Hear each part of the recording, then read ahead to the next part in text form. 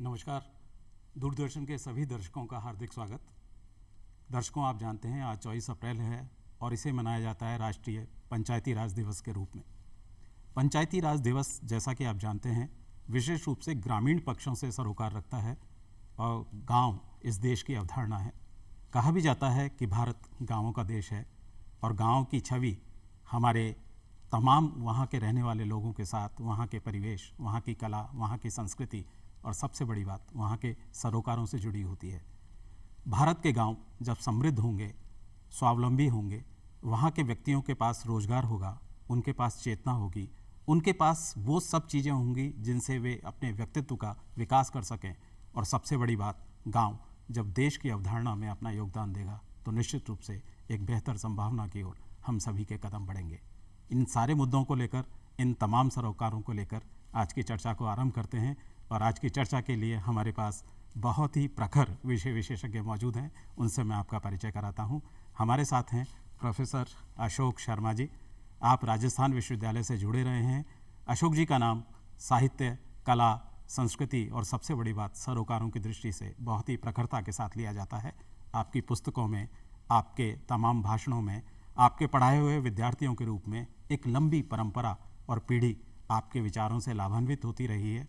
साथ ही साथ वे अपने सरोकारों को देश और समाज के संदर्भ में आगे बढ़ाते रहे हैं। हमारे दूसरे विषय विशेषज्ञ हैं डॉक्टर डेजी शर्मा। आप भी राजस्थान विश्वविद्यालय के लोक प्रशासन विभाग से जुड़ी हैं। शैक्षिक पद्धतियों से उनका लंबा सरोकार रहा है और उन्होंने आज की युवा पीढ़ी को लेकर, उसके सरोकारों को लेकर और सबसे बड़ी बात उन विद्यार्थियों में चेतना के बीच को लेकर बहुत ही महत्वपूर्ण काम किया है। आप दोनों मित्रों का यहाँ बहुत स्वागत और कार्यक्रम की शुरुआत करते हैं। प्रोफेसर अशोक जी, हम आपसे जानना चाहेंगे कि पंचायती राज की बात जब होती है, पंचायती राज की अवधारणा की बात होती है, तो ग्रामीण विकास की बात इन दिनों बड़ी प्रखरता के साथ की जाती है। तो मैं आपसे दर्शकों के लिए जानना चाहूँगा कि पंचायती राज किस तरीके से ग्रामीण विकास में अपनी भूमिका निभाता है। पंचायती राज और गांव एक दूसरे के पर्यायवाची हैं। महात्मा गांधी कहते थे कि भारत गांव में बसता है जी। और जब हम आज़ाद हुए तो भारतवर्ष में स्थानीय शासन की दो पद्धतियां अपनाई गई। एक गांव के विकास के लिए पंचायती राज के रूप में और दूसरी शहरों के विकास के लिए नगरीय प्रशासन के रूप में जी। आज का विषय, क्योंकि पंचायती राज दिवस के उपलक्ष्य में हम गांव के विकास की बात कर रहे हैं, तो ये इस संदर्भ में मैं आपको निवेदन करना चाहूँगा कि पंचायती राज असल में भारत के संविधान में सम्मिलित नहीं किया गया था जी। और क्योंकि संविधान की परिपुष्टि, संविधान की मान्यता, संविधान का बैकअप पंचायती राज के साथ नहीं था, इस दृष्टि से अनेक वर्षों तक, आज़ादी के करीब करीब 4-4.5 दशक तक पंचायती राज उतना विकास का काम नहीं कर पाया, वाहक नहीं बन पाया जितना उससे अपेक्षा थी। लेकिन 1993 में एक ऐसा समय भी आया जब पंचायती राज को संविधान में सम्मिलित किया गया, संवैधानिक मान्यता दी गई जी। 3 स्तर की पंचायतों को संविधान में शामिल किया गया और इसी 1993 में जो पहला संविधान संशोधन पंचायत राज को सशक्त बनाने की दृष्टि से किया गया था, उसको चिरस्थायी रूप से स्मरण रखने की दृष्टि से 2010 में जी। हमने राष्ट्रीय स्तर पर पंचायत दिवस मनाने का संकल्प किया है, उसकी शुरुआत की है। और पंचायत दिवस मनाते हम इसीलिए हैं ताकि देश के लोग यह जान सकें कि इस देश के आत्मा जहां गांव में बसती है, उन गांव के लोगों की समृद्धि में, उनके विकास में, उनकी ग्रोथ में किस तरह पंचायतें अपनी भूमिका निभा सकती है, इसका एहसास उनको निरंतर होना चाहिए। और इस दृष्टि से 24 अप्रैल को सदैव हर साल हम पंचायत राज दिवस को मनाने की शुरुआत कर चुके हैं। और यह इस दृष्टि से बहुत महत्वपूर्ण है कि हमारे गांव कितने समृद्ध हैं। हमारे गांव में समृद्धि में यदि कहीं कोई चुनौती है, कहीं कोई परेशानी है, तो पंचायतों को हम और प्रखर रूप से सशक्त बनाएं ताकि पंचायतें उन गांव वासियों के जीवन के उत्थान में, उनके जीवन को आगे ले जाने में अपना योगदान दे सकें। दर्शकों, आपने देखा प्रोफेसर अशोक जी ने कितने विस्तार के साथ आपको पंचायती राज, ग्रामीण विकास दोनों की भूमिका से परिचित करवाया। इसमें महत्वपूर्ण और विशेष रूप से ध्यान देने वाली बात यह है कि ग्रामीण विकास की बात जब भी होगी, पंचायती राज और उससे जुड़ी संस्थाओं की बात ज़रूर होगी। डीजी जी, इसी बात पर मैं बात को आगे बढ़ाता हूँ, क्योंकि आज हमारे कार्यक्रम का मूल विषय है ग्रामीण विकास में पंचायती राज संस्थाओं की भूमिका। तो दर्शकों के लिए हम ये जानना चाहेंगे कि पंचायती राज की ऐसी कौन सी संस्थाएं हैं जो ग्रामीण विकास में अपना योगदान निभाती। देखिए, मैं ये कहना चाहूँगी अशोक सर की बात को आगे बढ़ाते हुए कि भारत में लोकतंत्र को मूर्त रूप अगर किसी ने दिया है तो वो पंचायती राज संस्थानों ने दिया है। पंचायती राज संस्थानों का जन्म ही ग्रामीण विकास के लिए हुआ। जैसा सर ने कहा कि हमारा जो भारत देश है वो गांव में बसता है, तो सरकार की, केंद्र सरकार हो या राज्य सरकार हो, उनकी जितनी भी योजनाएं हैं उनको ग्रास रूट लेवल पर अगर इम्प्लीमेंट करना है, उनका क्रियान्वयन करना है, तो वो पंचायती राज संस्थाओं द्वारा किया जाता है। 3 तरह के जो 3 स्तर है पंचायत के वो तो है ही, लेकिन सबसे इम्पॉर्टेंट मुझे लगता है जो पंचायती राज संस्थाओं का जो योजनाओं में क्रियान्वयन से ज़्यादा उनकी जानकारी, उनकी जागरूकता के लिए रिलेटेड है, वो है ग्राम सभा का हमारा जो कॉन्सेप्ट है पंचायती राज व्यवस्था में, जिसमें गांव के सभी व्यक्ति जो 18 वर्ष की आयु के हों, जो देश के नागरिक हों, उन सबको इसमें सहभागिता अपने दर्ज कराने का अधिकार है और वो मिलकर अपने लिए डिसाइड करें, निर्णय लें कि वो कैसा विकास चाहते हैं। मुझे लगता है कि इससे ज़्यादा लोकतांत्रिक संस्था पूरे विश्व में हमें कहीं देखने को नहीं मिलती, जिसमें गांव का प्रत्येक व्यक्ति, प्रत्येक नागरिक अपनी सहभागिता दर्ज करा सकता है, अपनी आवाज़ उठा सकता है, अपने मुद्दे, अपनी ज़रूरतें, अपनी इच्छाएं, आकांक्षाएं अपने प्रतिनिधियों के सामने रख सकता है। तो ग्राम सभा पूरी पंचायती राज की सबसे लोकतांत्रिक संस्था है। उसके बिना फिर जो तीनों लेवल पे हमारी पंचायत, जैसा सर ने कहा, वो सब मिलकर पूरे विकास के में अपनी भूमिका निभाते हैं। और साथ ही साथ जो डिस्ट्रिक्ट प्लानिंग कमेटी है और मेट्रोपॉलिटन प्लानिंग कमेटी है, वो भी विकास की योजनाओं को एक समग्र, एक कोऑर्डिनेटेड रूप देते हुए उन योजनाओं के क्रियान्वयन में महत्वपूर्ण भूमिका निभाते हैं।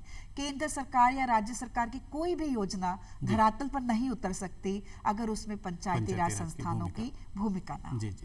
दर्शकों, आपने देखा कि पंचायती राज वो आधार है जिस पर तमाम योजनाओं, उनका भविष्य, उनका क्रियान्वयन, और सबसे बड़ी बात है कि आम आदमी तक उसकी व्यापक पहुंच के लिए जो दायरा हमको मिलना चाहिए वो इन पंचायती राज संस्थाओं के माध्यम से मिलता है। अशोक सर, हम आपसे ये जानना चाहेंगे कि जो चीज़ें पंचायती राज संस्थाएं एक आम आदमी तक, ग्रामीण विकास तक पहुंचाना चाहती हैं, उनमें एक बड़ी भूमिका महिलाओं की होती है। और चूँकि भारत ऐसा देश है जहाँ पर पूरे परिवार की, घर की जिम्मेदारी प्रमुखतः महिलाओं की होती है, और चूँकि गांव की बात की जाए तो वहाँ जो खेती है, किसानी है और उससे जुड़े तमाम कार्य हैं, उनमें भी उनकी सहभागिता होती है, और परिवार के साथ में अपने उस धुरी को लेकर और अपने कार्य को लेकर वो तमाम संदर्भों में जुड़ती हैं।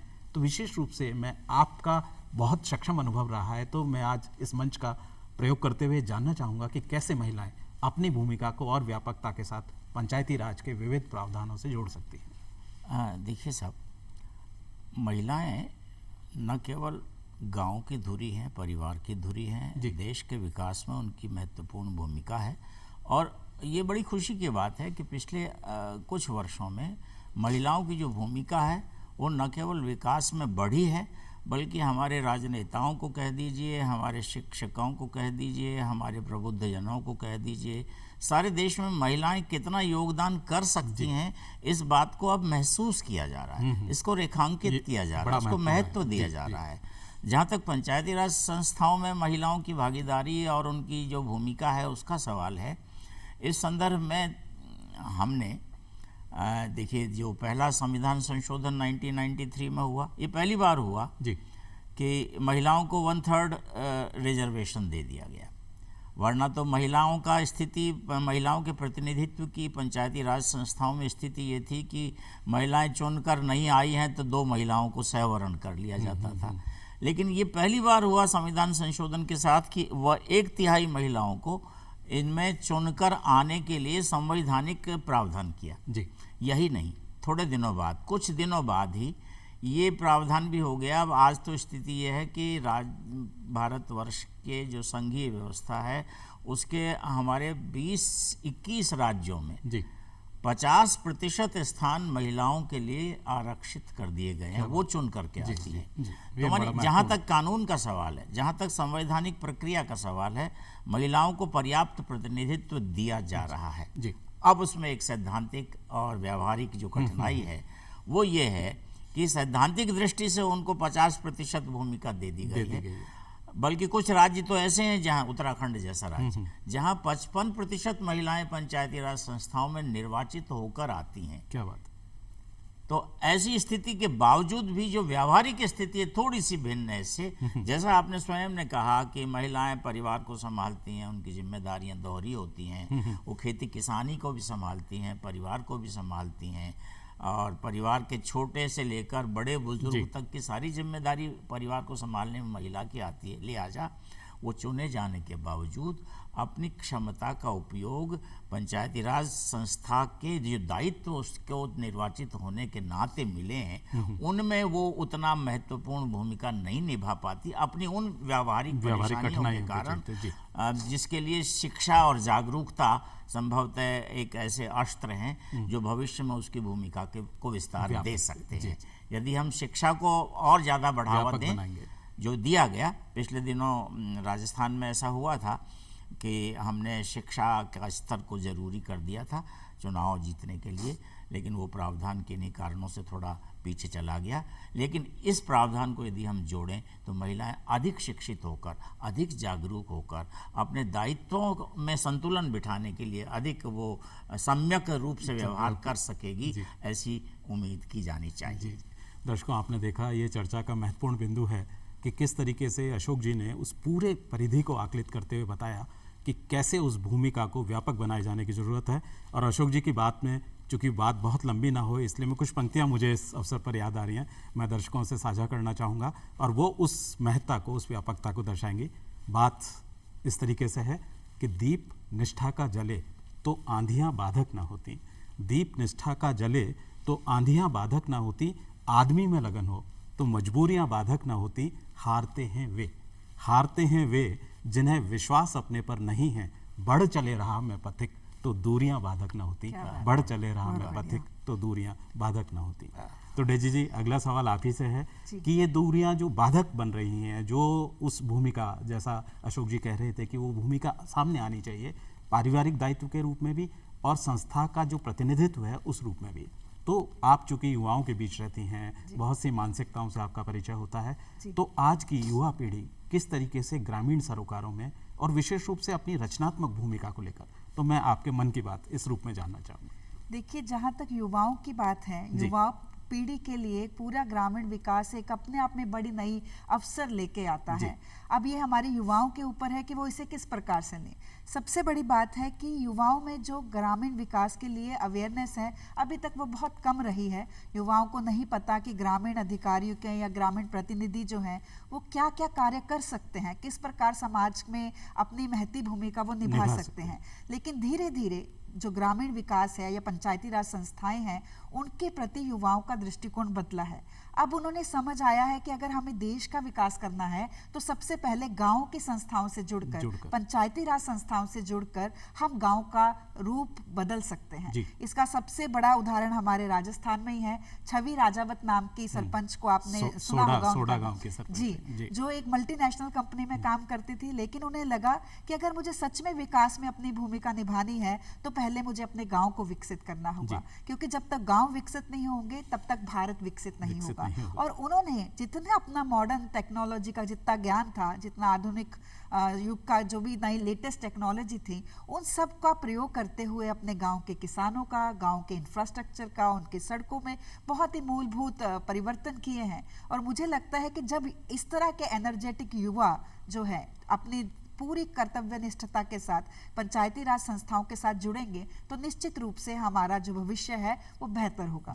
दूसरा, अगर हम देखते हैं कि जितने भी हमारे नेता, जो नए नए नेता बन रहे हैं, डेवलप हो रहे हैं, उनको जो सेकंड लाइन ऑफ लीडरशिप है वो गांव के द्वारा ही डेवलप हो रही है। सभी बड़े बड़े नेता कहीं ना कहीं अपने गांव में पंच, सरपंच या किसी जिला अध्यक्ष के रूप में कार्य कर चुके हैं। तो ये जो उनका अनुभव होता है, ग्रास रूट लेवल पे कार्य करने का अनुभव होता है, ये उन्हें राजनीति में नए आयाम देता है। तो मुझे लगता है ऐसे लोग भी चाहते हैं कि वही नेता आगे बढ़े जिनको वास्तविक रूप से फील्ड में कार्य करने का अनुभव हो। तो मुझे लगता है युवा पीढ़ी के मन में कहीं ना कहीं पंचायती राज संस्थाओं के लिए सम्मान भी बढ़ा है और उसके प्रति उसका इंटरेस्ट भी बढ़ा है। जी अशोक जी, डेजी जी को बात को आगे बढ़ाते हैं। और आपका तो युवाओं के साथ भी क्षेत्र में भी सरोकारों के रूप में एक व्यापक अनुभव रहा है।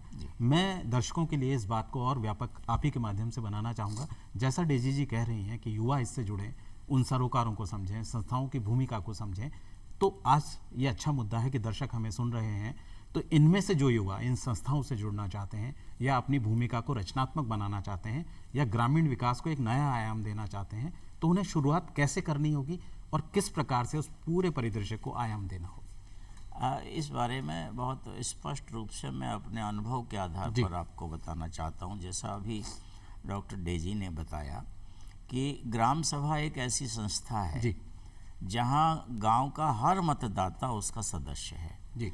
और ग्राम सभा में निर्णय लिए जाने चाहिए गांव के विकास के बारे में भी और गांव की जो सूरत कैसे बदली जा सकती है उसके विकास के बारे में भी। बल्कि जैसा कि डिस्ट्रिक्ट प्लानिंग कमेटी के कंसेप्ट के बारे में डेजी ने बताया कि डिस्ट्रिक्ट प्लानिंग कमेटी में न केवल गांव के लोगों के स्तर पर, गांव के स्तर पर योजनाएं बन के आगे जानी चाहिए, पंचायत समिति के स्तर पर योजना बन के आगे जानी चाहिए, जिला स्तर से योजनाएं बन के आगे जानी चाहिए। युवाओं को सबसे पहले फोकस करना होगा, अपनी जिम्मेदारी को महसूस करना जी। जैसे जिस ग्राम सभा की बात हम कर रहे हैं, वो ग्राम सभा एक ऐसा कंसेप्ट है जिसे मैं स्पष्ट तौर पर ये कहता हूँ कि ये प्रत्यक्ष लोकतंत्र का एक ज़बरदस्त उपकरण है। क्या बात है? गाँव में यदि प्रत्यक्ष, यानी हम पढ़ते हैं कि साहब किसी ज़माने में यूनान में और स्विट्ज़रलैंड में प्रत्यक्ष लोकतंत्र हुआ करता था, आज भी होता है वहाँ पर। मैं कहता हूँ भारतवर्ष में प्रत्यक्ष लोकतंत्र को देखना है तो जाइए, जिस दिन ग्राम सभा की मीटिंग हो रही हो उस दिन ग्राम सभा की मीटिंग को अटेंड करके देखिए, वो प्रत्यक्ष लोकतंत्र वहाँ साकार होगा, होता हुआ दिखाई देता है। किंतु जैसा आप पूछना चाह रहे हैं, किंतु दुर्भाग्य यह है कि हमारे युवा, उनको कोई प्रेरणा नहीं होती कि ग्राम सभा की मीटिंग में जाएं। उनको प्रेरित करने के लिए ग्राम के पंचायत के स्तर पर जो नेतृत्व हमारा है वह भी उन्हें ज़्यादा प्रोत्साहित नहीं करता कि वो आए, क्योंकि उनको लगता है कि यदि ये युवा आया तो मेरे कामकाज के बारे में सवाल उठाएगा, समीक्षा करेगा। तो ऐसी परिस्थितियों में युवा की ये भूमिका है, युवा के सामने ये चुनौती है, युवा के सामने ये अवसर भी है कि वह देखे कि मुझे अपने गांव के विकास की दृष्टि से और मुझे जो दायित्व मिला है एक युवक के नाते, उस दायित्व को गांव के विकास की दृष्टि से मैं कैसे निभा सकता हूं।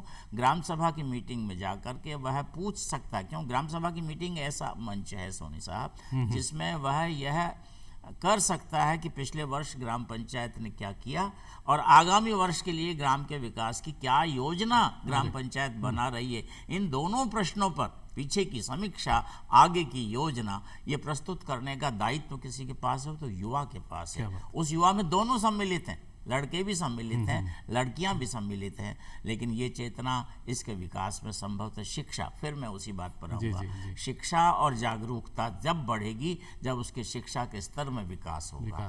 तो हमें उनको किसी तरह से प्रेरित करने की ज़रूरत है। आज स्थिति ये हो रही है कि जिस दिन ग्राम सभा में ये निर्णय संसूचित होता है कि आज लाभार्थियों का चयन किया जाएगा, उस दिन तो ग्राम सभा की मीटिंग में भीड़ उमड़ जाती है। लेकिन जिस दिन कोई इस तरह की स्कीम यदि विचाराधीन नहीं है तो उस दिन वो एपैथी, वो उदासीनता उनमें दिखाई देती है। उस उदासीनता को लोकतंत्र के हित में छोड़ना पड़ेगा, ये युवा की जिम्मेदारी है। जी दर्शकों, आज आपने देखा और यही किसी संवाद की सार्थकता है कि आप अपने लिए उन चेतना के बिंदुओं को जानते हैं। और लगे हाथ मुझे एक बड़ी अच्छी बात आप अशोक जी के माध्यम से सामने आई, वो है कि कोई भी मतदाता, यहाँ एक नया परिवर्तन हुआ है। मैं अपने दर्शकों को बताना चाहूँगा कि पहले कोई भी किसी भी वर्ष की 1 जनवरी को जो युवा 18 वर्ष का होता था वो मतदाता बनने के लिए योग्य होता था और वो मतदाता पंजीकरण करा सकता था। भारत निर्वाचन आयोग ने इसमें बहुत ही व्यापक और बहुत ही सहभागी परिवर्तन ये किया है कि किसी भी वर्ष की जो 4 तिथियां हैं, उन 4 तिथियों में कैसे तिमाही, जो 1 जनवरी, उसके बाद आगामी तिमाही की 1 तारीख, और इस तरीके से वर्ष में 4 बार कोई भी युवा 17 वर्ष का जो युवा 18 वर्ष का होने वाला है, वो वर्ष की इन तिथियों में कभी भी आवेदन कर सकता है। और ये उसको कहीं जाना नहीं है, ना कहीं कोई फीस देनी है। उसको एक छोटा सा ऐप है VHA, वोटर हेल्पलाइन ऐप, उसके माध्यम से घर बैठे आवेदन कर देना है। और वो ऐप भी इतना सक्षम है कि आपकी परेशानियों को वो AI के आधार पर स्वयं आकलित करेगा और आपको दिशा निर्देश देगा। उसको आपको भर देना है और जैसे ही आप 18 वर्ष के होंगे, किसी भी तिमाही में आपका मतदाता के रूप में पंजीकरण हो जाएगा। और उसके माध्यम से आप देश के, जैसा अशोक जी कह रहे थे, मतदाता के रूप में आप चयन की क्षमता तो आपको मिलेगी ही, साथ साथ अपनी चेतना और संदर्भों का भी विस्तार कर सकेंगे।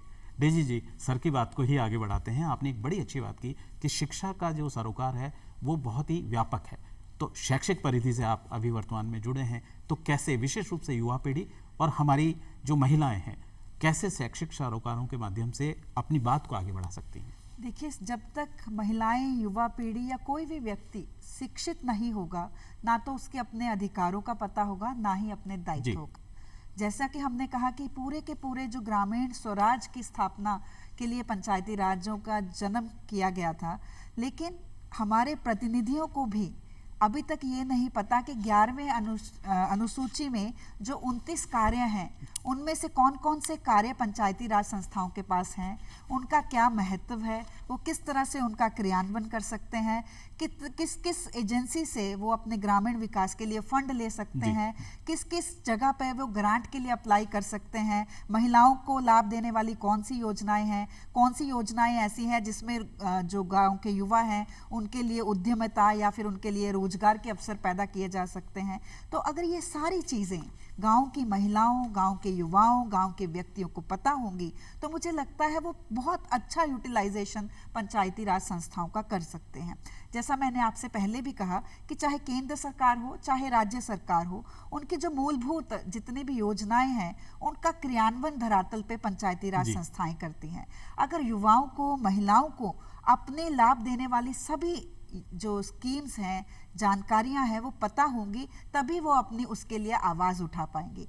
जैसा कि प्रोफेसर अशोक शर्मा जी ने पहले ही हमें बताया कि ग्राम सभा में जो उसका लाभ लेना चाहिए वो लाभ नहीं आता, उसका कारण यही है कि अवेयरनेस की कमी। अगर युवा जागरूक होगा तो वो सरपंच से, पंच से या जितने भी ग्राम के प्रतिनिधि हैं उनसे सवाल कर पाएगा, अधिकारों की मांग करेगा, सोशल ऑडिट के माध्यम से वो देख पाएगा कि जितना काम होना चाहिए था वो हुआ या नहीं, या फिर किस तरह ग्राम का विकास किस ओर जा रहा है, और वो अपनी जानकारियों के आधार पर, अपने ज्ञान के आधार पर उसको एक सही दिशा दे सकता है।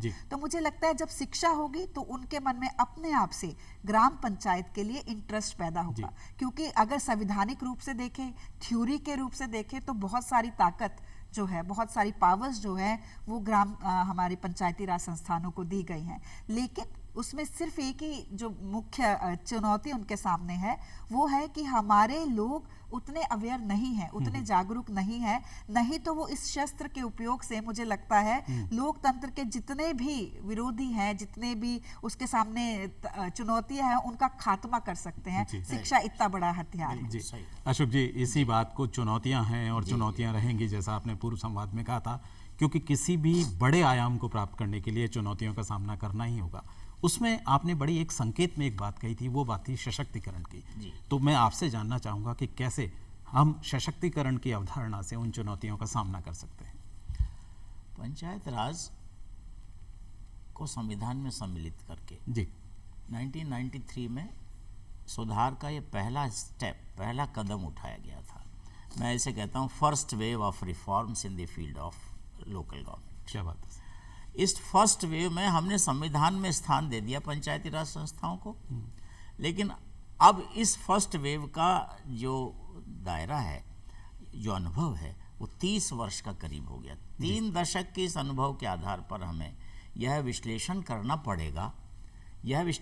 पड़ेगा कि किस प्रकार से हम इन 30 वर्षों में कितना चल पाए और क्या चुनौतियां हमारे सामने हैं। मैं मुख्य तौर पर 2-3 चीज़ें आपको गिनाना चाहूँगा कि जो 29 कार्य पंचायती राज संस्थाओं को सौंपे हैं 11वीं अनुसूची के माध्यम से, उन 29 कार्यों की सूची का पुनर्विलोकन किया जाना चाहिए।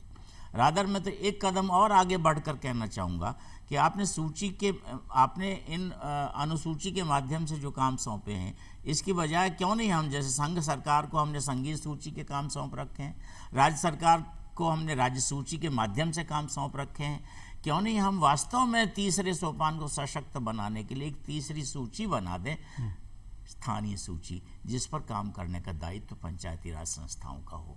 और ये जो सूची में जो काम अभी गिन रखे हैं, जैसे कृषि विकास का काम है, जैसे बिजली की सप्लाई का काम है, ये सारे काम तो राज्य सरकार के विभाग करते हैं।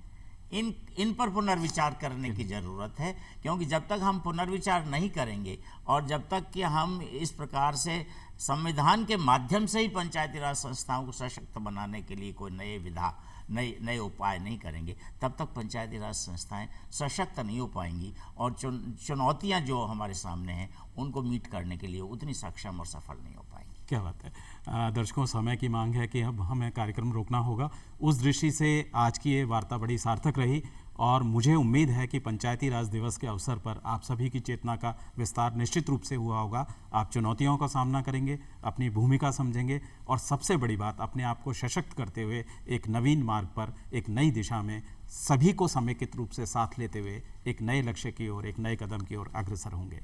आप सभी यहाँ आए, हमसे बातचीत की और इतना सार्थक संवाद हमारे सामने उपस्थित हुआ, इसके लिए हम अपने दोनों विषय विशेषज्ञों का आभार व्यक्त करते हैं।